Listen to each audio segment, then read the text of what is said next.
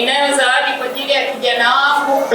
Naomba mdogo wangu aniletee. Wa mtu twende.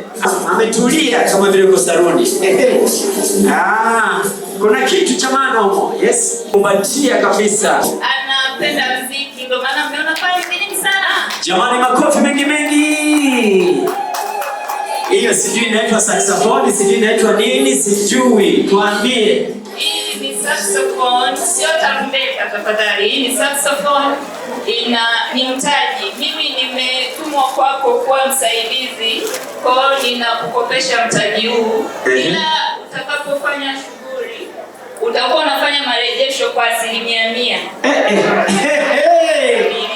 Wakina mama oye!